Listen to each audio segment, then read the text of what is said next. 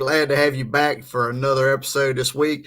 I know we're a Sunday night live show, guys, and I apologize for that. As some of our regular listeners know, we have issues because Colby's at spring training and we're still trying to work on schedules. But when you get an opportunity to have the two guests that we're going to have here tonight, two young people from Mississippi State University, both pitching aces for them, young man that I've gotten to know over the last year and a half. And his new girlfriend. They are really two impressive young people, and I wanted to get them on the show. Wasn't sure if I could. Reached out to Brooks, and he said, "Sure, we'll do it." So after a quick network acknowledgement, we'll be right back, and we'll have them on the show, and we'll get started. So you guys hang in there.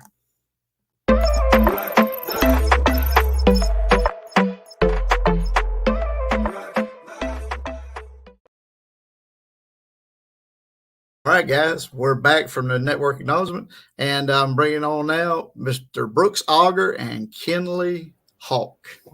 How you doing? Brooks and Kenley, how you doing this evening? I think I'd say I'm making it pretty well. We're good. Well, you ought to be because you really hadn't done anything here lately, just rehabbing an arm. So yeah, pretty much. I know it's hard work. Listen, I'm not going to hate on you. It's hard work. I know. Hey, well, I watch all my. It makes the argument. Softball games too, so that's a lot more time. It does make the argument who the better pitcher is in this moment a lot easier, though. No, I mean, she was already showing you up before you hurt the arm. So that definitely wasn't true either.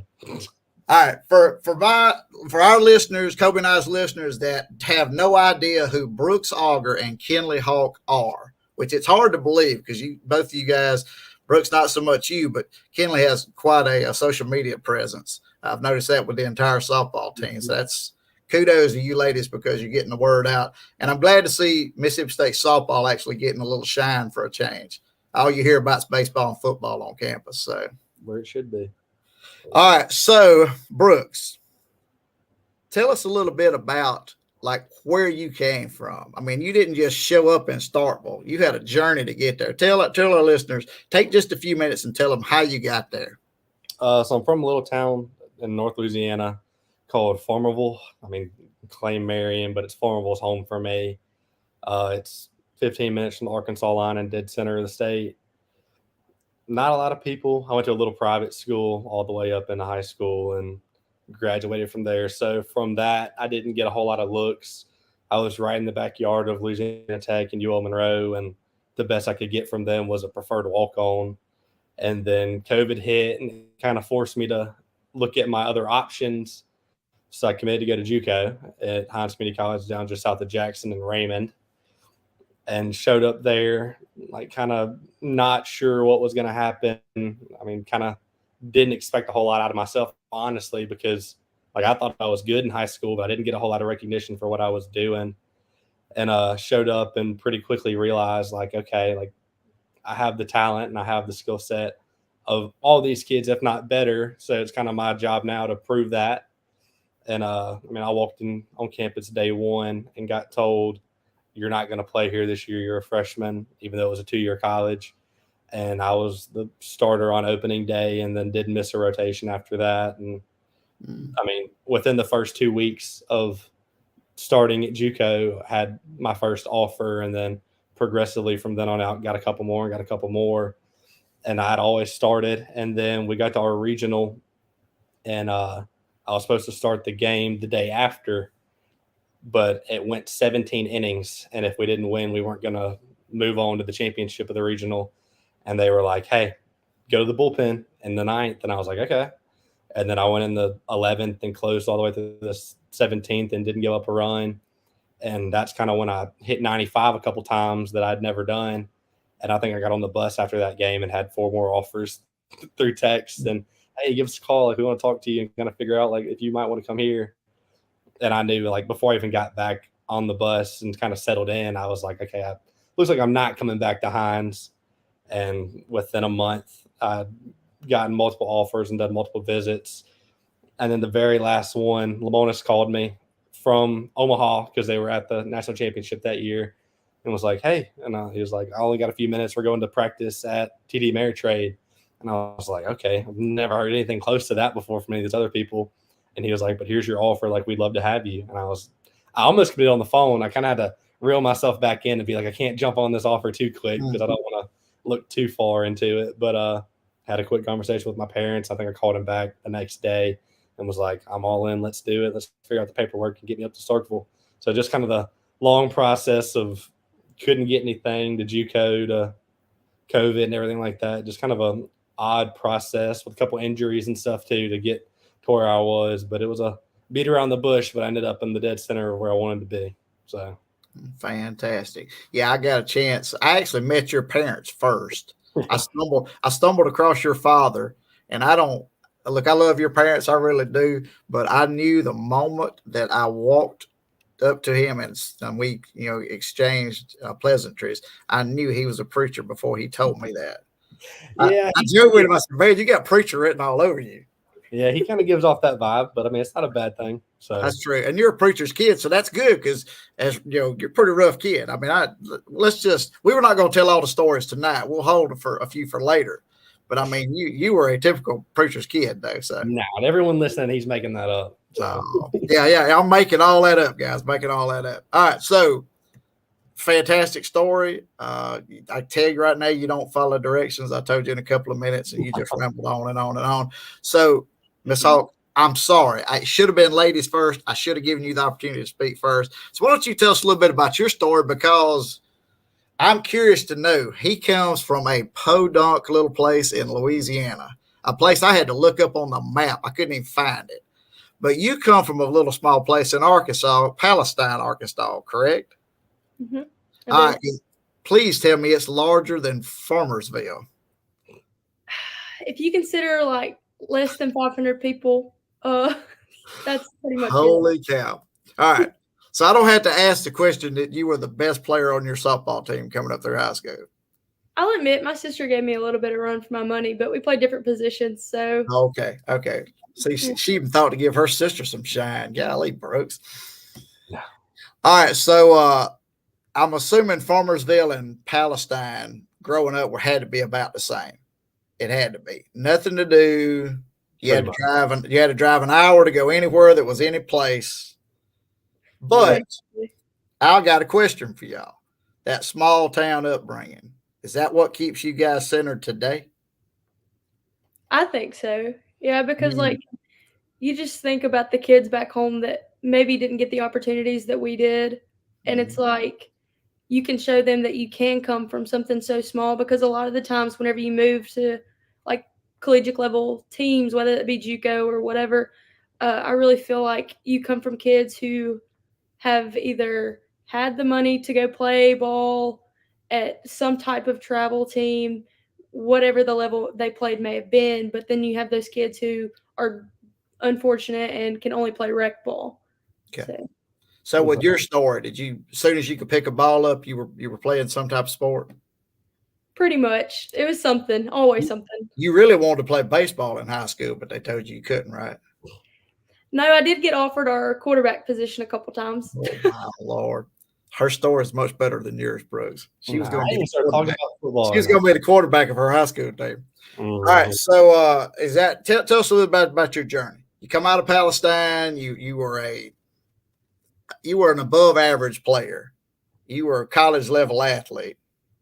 So I think my real journey started in travel ball.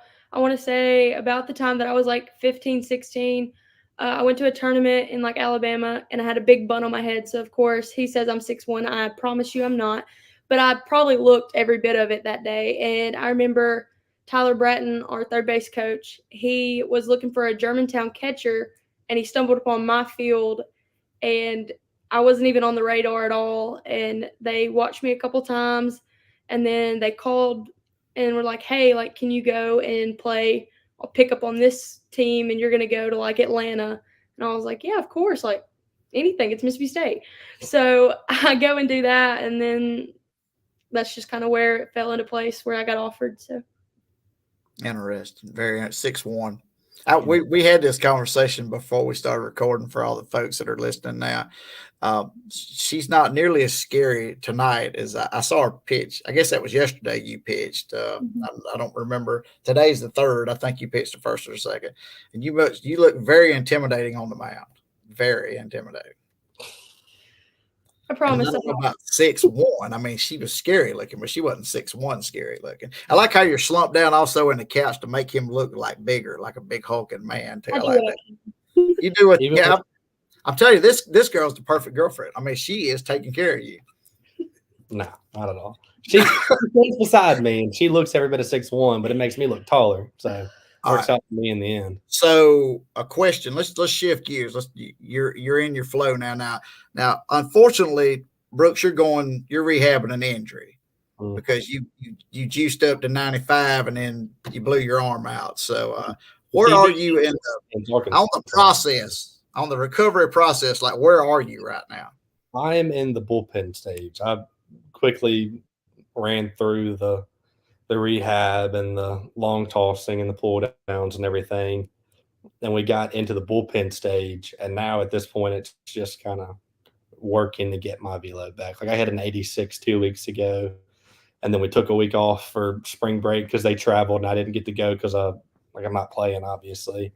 Right. So it's just trying to work back to 90, which I mean, you saw it. Like I was never Big man, I'm not going to disrespect you with the crowd listening. You did very well. I thought you did very well. You know, when you were on the mound. That was never. That's not me.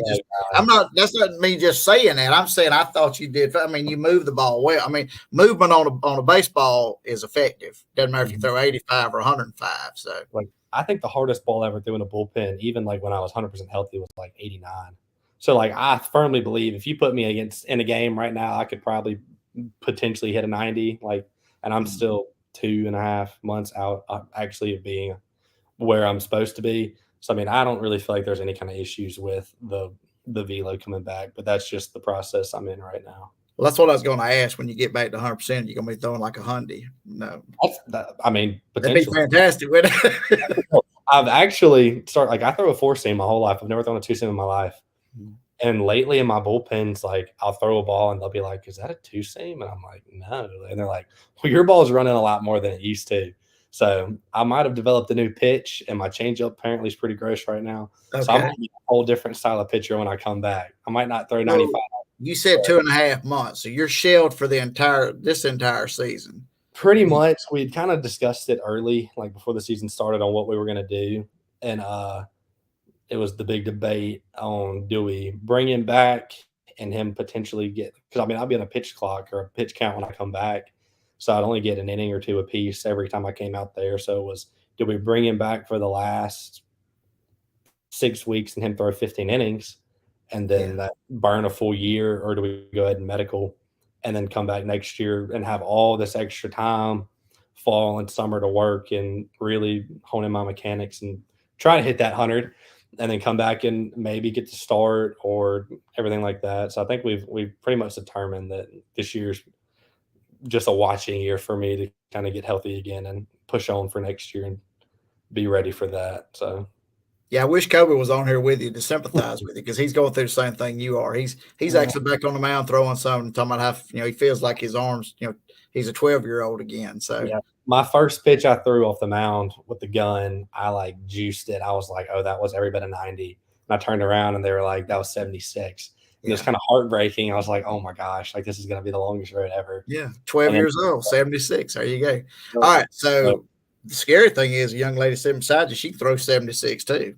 No, she don't. All right. So off of her. Kenley, a couple quick questions for you. Have you ever experienced arm issues like he's going through? I don't think mine was so much arm issues as much as it was back issues. Mm-hmm. Be quiet. She's old. Because I am old. Wow, okay. Just because like growing up, I always was like the pitcher on the team. And then whenever I moved up to like I call it big ball, like where you're going and traveling from Atlanta to Colorado, we would always start with 3 pitchers and then some injury would pop up. So then it's like, oh, Kenley, go. And I'm like, okay. So then I would go and throw like 7 games a weekend. And I just remember like coming home off a plane and my back just feels like just rocks. But yeah, that stop.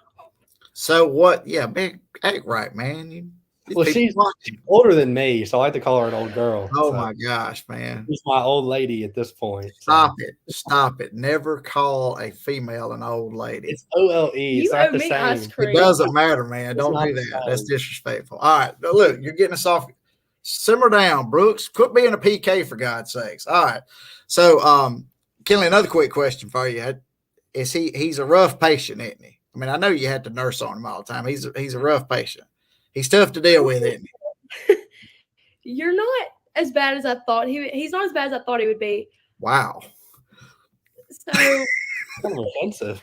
I was expecting, will you rub my arm like every night? No. And it's not like that. It's like, I mean, at least you once a are a week. big baby. I mean, you're hurt. You're a big baby. She comes His in- mom, let's see, his mom's not there to take care of him. That's what it is. She comes in and asks me all the time, I have a knot in my back. Will you rub it for me? Can you rub my knot out? No.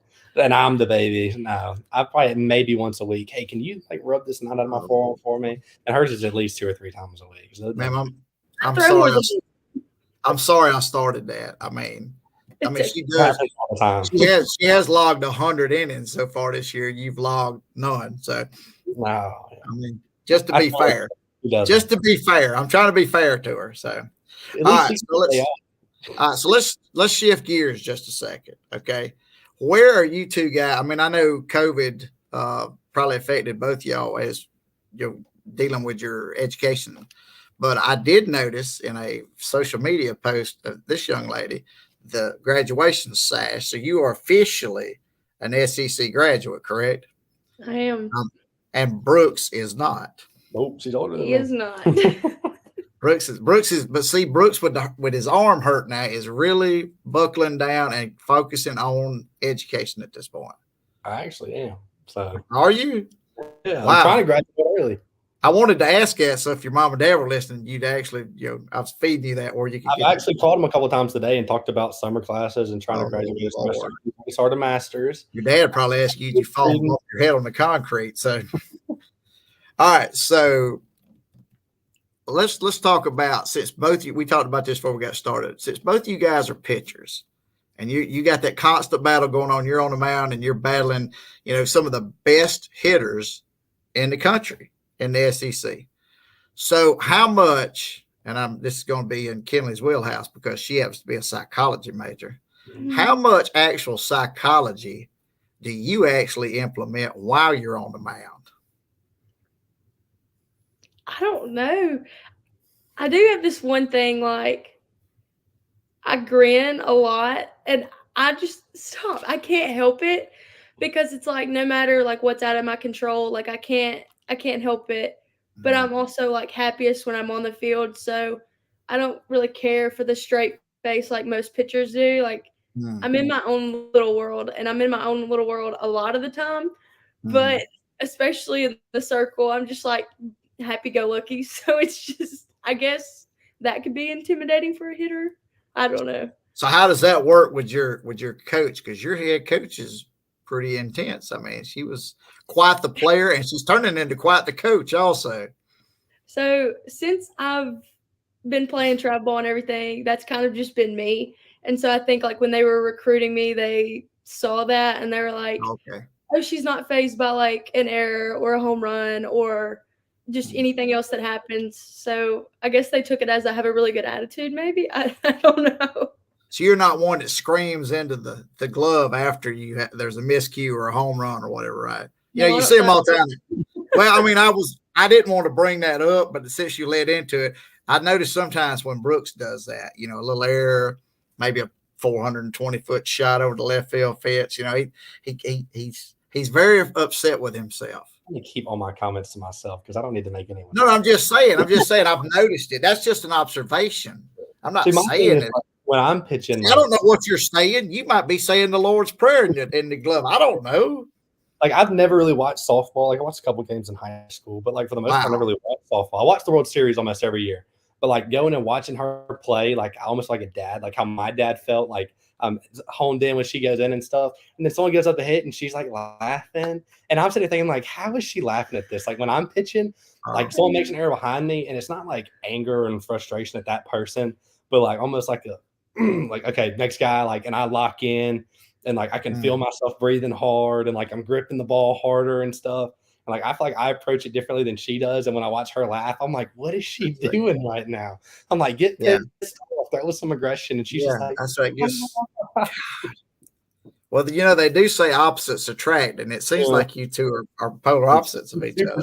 Sweet as a person, and she's so mean. So like it just works out perfectly. I guess so. That's wasn't the direction I was headed, but if you want to roll with that, we'll roll with that. So, all right. So let's shift gear. I've got to ask this question. Okay, since you two are like the it couple on campus, like y'all are the it couple, what kind of pressure is it? Mississippi State University, he's baseball, he's a big guy, time baseball pitcher. You're one of the best softball pitchers in the SEC in women's softball. What's tell me what it's like just walking around campus. People coming up to y'all all the time, wanting autographs and all that kind of stuff. I mean, it's a lot of pressure, isn't it? I actually had some people come up to us. It was me and two other baseball guys at their game. Day before yesterday? Yeah. And they were like, hey, can we get y'all's autographs? And I was like, oh, yeah, sure, no problem at all. And I'm trying to talk to my girlfriend about like through the gate and stuff. They're like, can I get your autograph? And I'm like, yeah, sure. Yeah, I'm not talking about the stuff at the stadium. I'm talking about when you guys are just trying to have a little couples time there on campus somewhere. It's a lot of pressure. I was like, really? We don't see each other on campus very often because like Wow. Softball in the fall, we saw each other a little bit more because like our schedules were a little bit more flexible.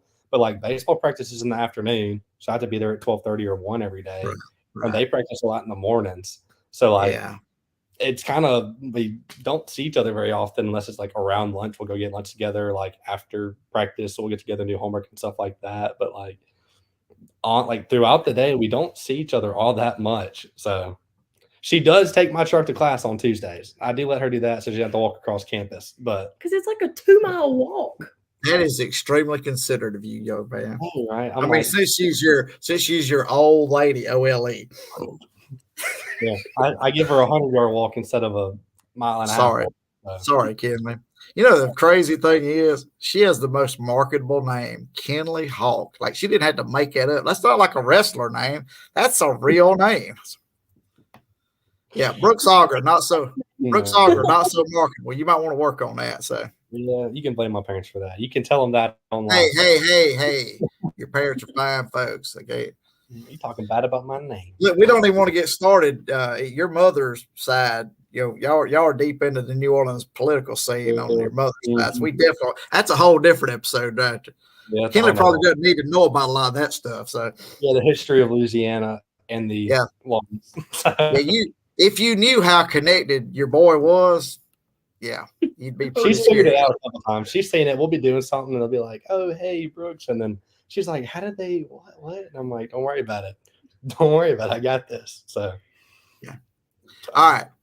Any level you guys have played, I'm catching a few questions over here. They're being texted and tweeted to me and all this kind of stuff. Any level you've ever played, from the first time you picked the baseball up to right now, who would you say was your favorite coach you ever had? Ooh. Probably my very last, most memorable was my very last travel ball coach, Eileen Hannigan from Orlando. Okay. So. I think I'm going to get in trouble for this because I have really good relationships with all my coaches.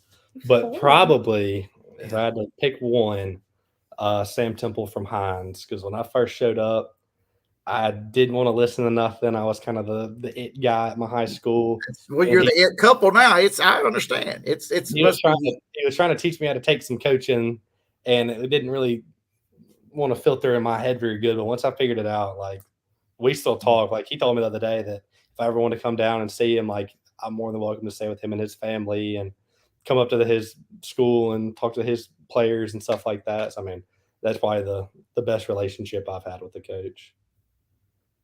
That's interesting. I don't know why I thought maybe your JUCO guy was, because you said yourself you kind of were way off the radar, and then you were really fortunate to get an opportunity in JUCO, and then of course, then You told a lie about coming in throwing 95 at JUCO or some nonsense. I did.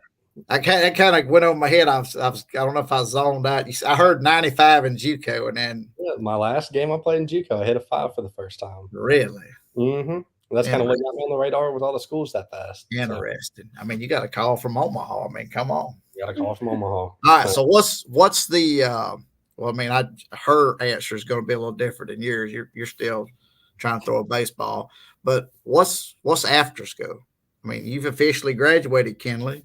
Will this be your official last year of eligibility, or are you going to come back and play again, go to graduate school and all that kind of stuff?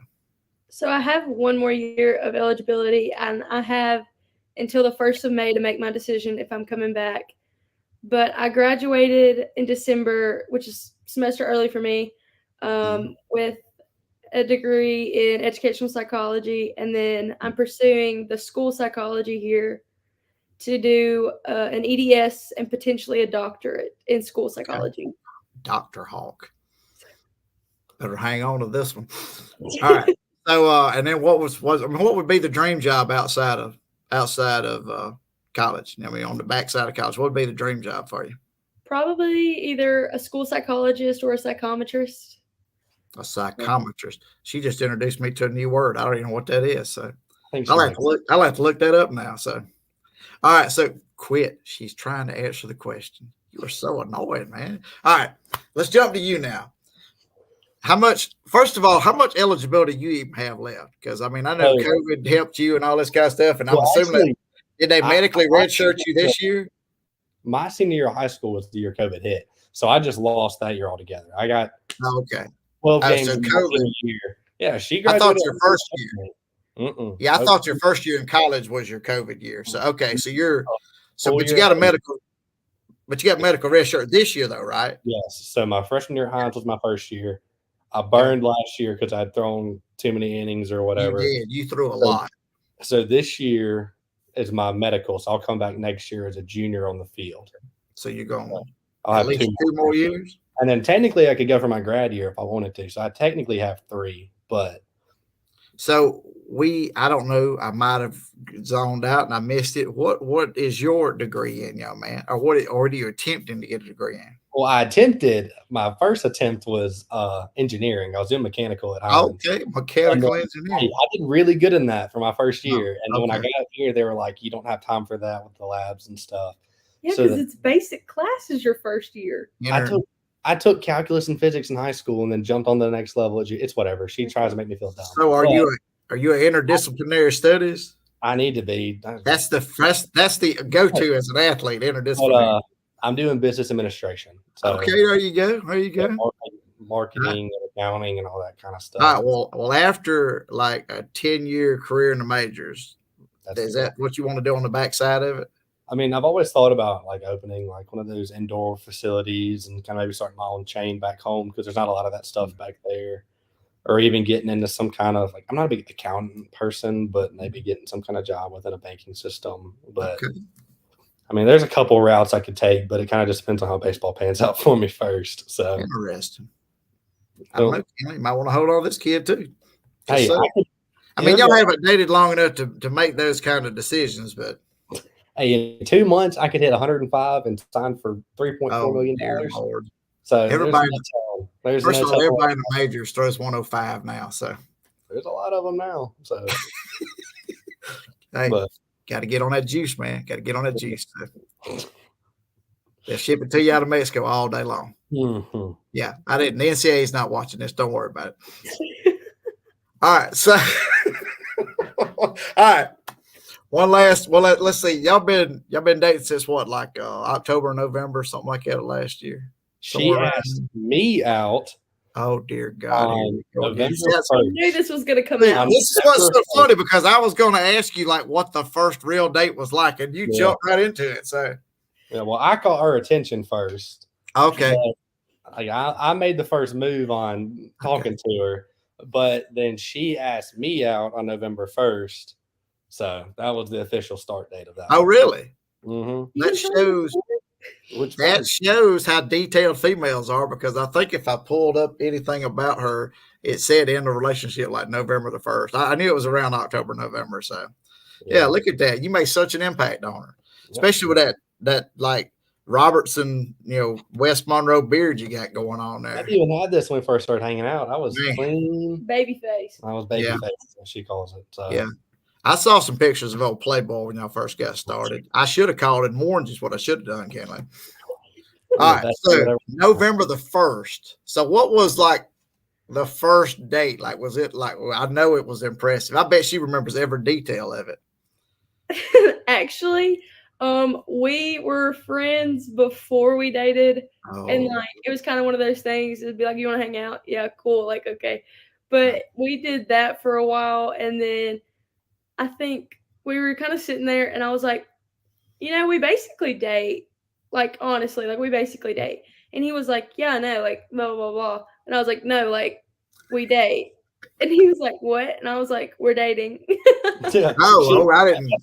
I thought she was just making some comments. She was like, yeah, we basically date. And I was like, yeah, I know. Like everyone already thinks we date. Yeah, I've been so far removed from the whole dating scene. I didn't know that's how that worked these days. She was like, yeah, so like we're dating. And I was like, I mean, yeah, basically. And she was like, no, like we're dating. And I was like, so she just told you were. So yeah. You I was like, so we're dating. And she was like, yeah, like we're dating now. And I was like, oh, okay. That works. Interesting. Hey, November the 1st. I bet it was a really impressive Christmas gift. I guarantee you. This cat man from Farmersville, he was bringing it. He was bringing it for Christmas. Oh my goodness. I got her too much hunting stuff that she don't use. So. Oh, okay. Yeah.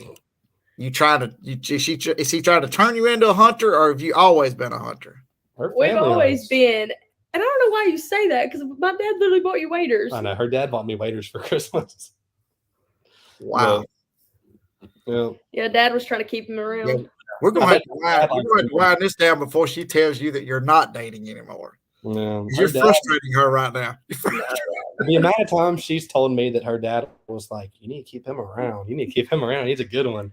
It's just so I think he might have a thing for me more than she does. So wow. Okay. I'm his favorite kid. I'm sorry, Kenley. That went way in a different direction than I wanted it to go. I apologize for that. It's okay. I just knocked her off the pedestal of the favorite child in the family, so it's fine. I understand. Well, hey, look, at least she was modest enough to say that her sister was almost as good an athlete as her. Well, I'll tell you, my siblings are way smarter than me, so I won't even lie to that. Yeah, but I mean, I'm not going to say we didn't already know that, but if you want to share that. Brooks knows I love him, man. He's my locker room hookup, too. Man, I wish I was up there to see you guys. All right, so one last question, and I don't even know how to ask this. I'm going to just ask it this way. Which one of the respective teams that y'all play for is going to go deeper into the season? How far? Making it. Y'all just got swept by South Carolina. You'll be lucky to make it to the SEC tournament. How many was y'all's record in SEC right now? Hey. The young lady's trying to talk here. You can't keep cutting her off. She's going to tell you that you're not dating anymore. Go ahead and tell yourself first. Go ahead and redo it. I'm pretty sure. I don't even know our record. I'll be honest. Our record's like 20. She does not even know. You know what? Early. You know what? She didn't come in here bragging about all them strikeouts that she got against South Carolina.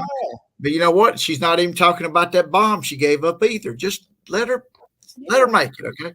Let her make it. You know what? She just smiled it off. She didn't scream into her club. I didn't scream at her. You throw fits. Big man. I've seen you. You've gotten miffed before. I mean, not like, crazy, like throwing gloves in the dugout and all that kind of stuff. I say that. I don't know. I couldn't see all the way down the dugout. I've never thrown a glove, but I've done my fist pumps and my screaming, the let's goes, and I've done my fair share of those. But most of mine comes from after something, not before. I see. So, yeah. Well, Kenley, I would have to agree with you from what I've seen so far. I do believe that the softball team will probably go farther this year but I don't have a problem with that. And look, I was so excited when you got, what was it, regional, super regional y'all had at Starkville?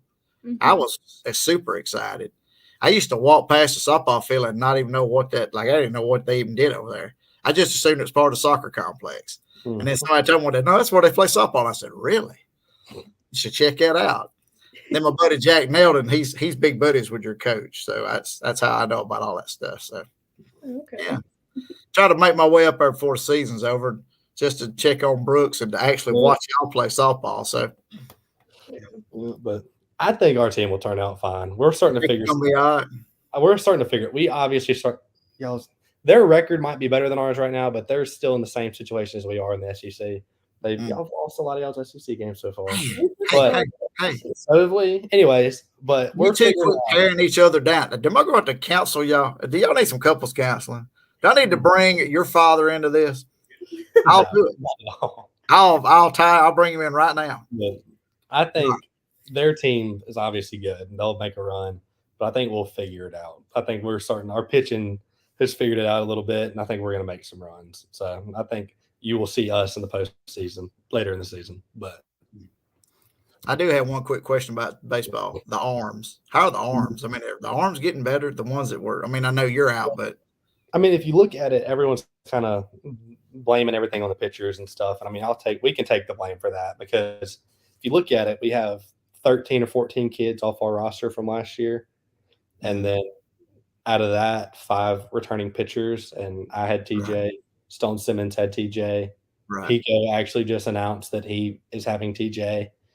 And like Caden Parker didn't throw for 6 weeks, and they're just now kind of getting back into it. So the guys that you would lean heavily on in those situations aren't able to do it. So we're relying a lot on freshman number 1 and a couple JUCO kids, but a lot of transfers from other conferences. Yeah. And it's just a learning curve. I mean, my first time walking out there in front of 11,000 people was nerve-wracking. And to do it when there's not a Landon Sims or a big name like that in front of you to talk you through, it's a lot harder, especially when like it's a crippled person like myself trying to give you some pointers and stuff. It's kind of harder to take that than Landon Sims, who was the best pitcher in the country the year before and a national champion. So I mean, it's just learning how to do that kind of stuff and coming in and going right after batters instead of trying to pick and choose. But in the last weekend, we lost a close game on Thursday, and then we kind of let them blow it up and on Saturday. But when you look at the game on Friday and see how close it was, I mean, you can see that we have a glimpse of a really good team. And once it gets all put together from both sides, that I think it'll be really good. Maybe you should sit down and have discussions with Kenley. Kenley doesn't let 6,000 people bother her when she's pitching. They're hanging off the rafters when she's pitching. They don't have 6,000 people at their games. Oh, they got a bunch now. I don't know what Nunsville holds, but it's packed every time they show the highlights. I'm telling you, even if they did, I'm in my own little bubble. That's right. That's right. You should get in your own little bubble. There you go. That's the best advice I've heard all night. Get in your own little bubble. Get in your own little. Well, not you because you're rehabbing, but everybody else. That should be your message to the rest of the staff. That and don't have a 27.40 ERA. That works too. Yep. Definitely need to work that thing. Whew, did you see the look on her face? You didn't see it. You'll see it later when you watch the video. Yeah. All right. Guys, can't thank y'all enough. I've had a blast being on here with you guys tonight. And I can't believe I got the power couple of Mississippi State on here so easily. I reached out to Brooks. Look, Brooks was too important to talk to me back before he hurt his arm. Brooks was too important. You were one of my best friends last year. Wow, man. Every game, I'd come down there and talk to you and Matt. You live a sad little life if I'm one of your best friends. So, yeah, had a lot of good times. No, actually, I have you. Like I said, you and your family have been a blessing to me. I am missing seeing you guys up there this year. So, and Miss Hawk, I had no idea. I would have been at Nunsville watching you earlier if I'd have known that you were one of the best pitchers in the SEC. I had to keep bringing that up because he gets that little smirk on his face every time I say that. So. Yeah, he's wanting to say something really smart, but he's not. He's really. I will say this: the psychology of keeping his mouth closed. He's learning that real well. So I figured that out. I tried to teach him. Yeah, see, listen to her. It's hard, isn't it? It's hard. All right, guys. For everybody here at Brushed on Back, can't thank you two enough. Farmersville, Louisiana, and Palestine, Arkansas. We ended up in Stark, Vegas. And like I said, they are now the it couple of Mississippi State University. So can't thank you guys enough for being on this evening. Appreciate you having us. Thank you. Talk to you. Have a great evening. Brooks, I'll talk to you later, my man. See you later. Y'all have a good night. You too. I'll see you guys next week. Yes, sir.